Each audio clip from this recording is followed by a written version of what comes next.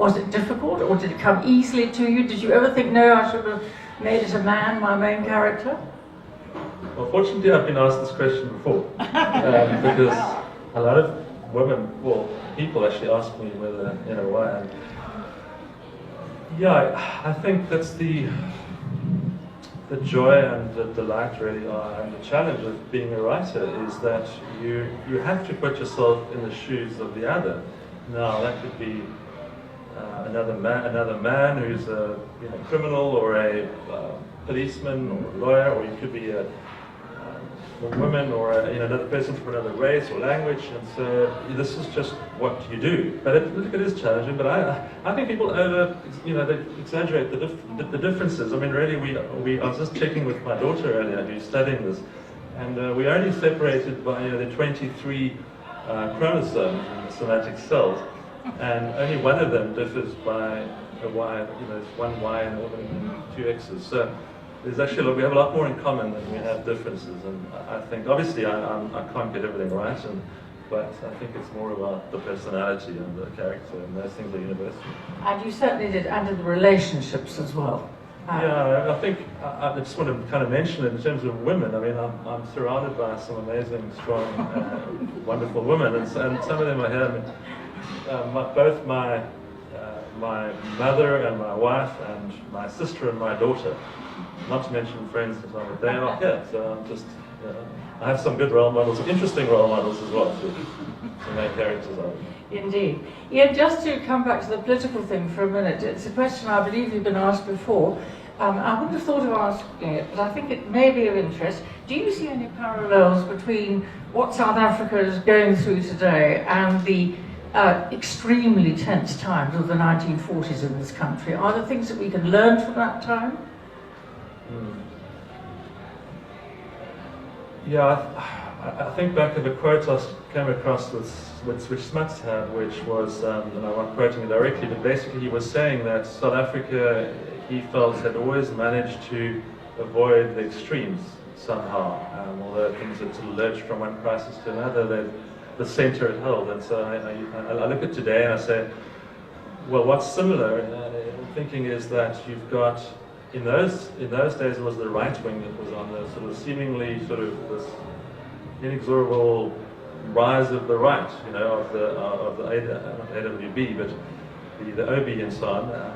Then in the 90s we had it did subside and the centre held, and then in the 90s we had the AWB again, which sort of flared up and went down, and now we've got on the left we've got the EFF, which is really a radical policy that they're putting out, which scares a lot of people, and rightly so. And they're sort of roughly 10% of the voting population. And so, I have the optimism that in South Africa the sense will prevail. That most people are sensible and also strong enough to do something about it to keep the centre. So I hope that brings some optimism. That's optimistic, and I think we must all be hopeful, particularly this year when we have a general election coming up. Just a couple of personal questions really about writing and you. When did you know that you really wanted to write seriously? How long ago, and how did you sort of then go about getting to what you are today?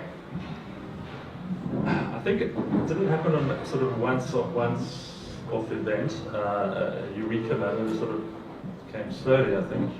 I've always had a bent for letters, and I've always loved reading as a kid and literary stuff. While I was studying, I remember reading the whole Narnia series while I was writing my final year engineering exams. I read a book every night of the Narnia series, just because it was a distraction. So, that's always been there. It's sort of it's reared its head.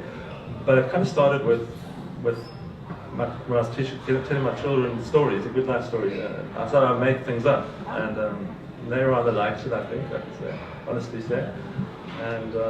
And so then Melissa said, well, why don't you write them down? And so I started writing a couple of them down, and then I wrote a memoir about a rather interesting, or rather very challenging time of our lives, and that kept me busy for a year or two, and then I got in the habit, I guess, and just carried on writing. And then one thing, I started writing short stories, and then I started to write a novel, literally from the back of of a serviette in McDonald's in where was it? Athens. I was sitting there and I thought of this character. We'd been in Bulgaria and I thought of this rather. We'd met somebody there who I thought was sort of very James Bondy kind of character, interesting. He was the character for the novel, and then I started writing a novel, and that never saw the light of day, but that's how it started. Yeah. Just got stronger and stronger, the pull. Well, I think an awful lot of people feel that they could write a bestseller, or at least I hope they could.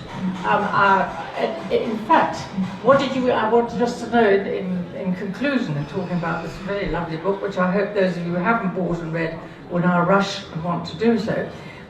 Ian, what did you enjoy most about it? What was the most difficult part? For me, it would definitely be dialogue. I know, but I've tried, like so many people have, to write a novel, and it was a total flop, and the dialogue was the worst bit. Your dialogue strikes me as really authentic and very skilled, and maybe that wasn't the hardest part for you, but what was difficult, and what did you enjoy doing the most when you wrote?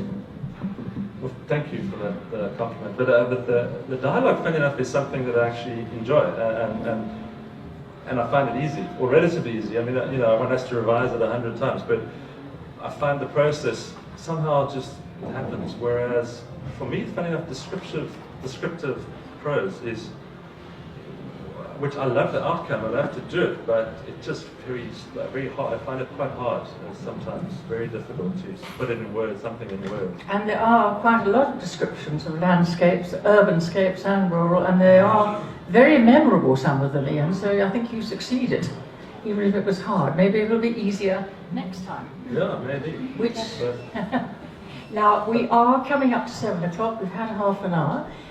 There's just one more little chat we want to do, and I don't know whether there'll be questions. Yes, good. Okay, so what I'm going to do now is to say, I последний вопрос, Ian. Пишешь еще новый роман. Пожалуйста, расскажи нам что-нибудь об этом. Okay, да. Это очень хороший вопрос. Спасибо, Сара. Я пишу сейчас роман о Чернобыле, Украина, во время холодной войны. This is a man who actually took himself off to Kiev and stayed with the family for some weeks and is still studying Russian now, and he's fantastic. And he says, yes, he is writing another novel, and it's set in Ukraine, and it's all to do with Chernobyl. And now he's going to tell you a little more about it, I hope, and me too. Well, I can't tell you too much because then I'd have to kill you, but no, let's say, Professor van Heerden, who sort of who oversaw, supervised this novel at UCT, gave me some wise advice once. He just said, when you've got a story and you're still writing it or have to write it, don't tell people about it. It's got to be this like building you that you just have to write it. And also you can get criticized, because some people will look at you and say, oh, that's boring, or you just got to write. When you want to write, you've got to do it. But it is set in Chernobyl. I mean, we all know about the Chernobyl accident, I think, and that's always fascinating because I'm an engineer and I studied it, when I was doing first year engineering, it happened, and so we looked at it, and I actually visited this ghost town where life just stopped 30 years ago, and that was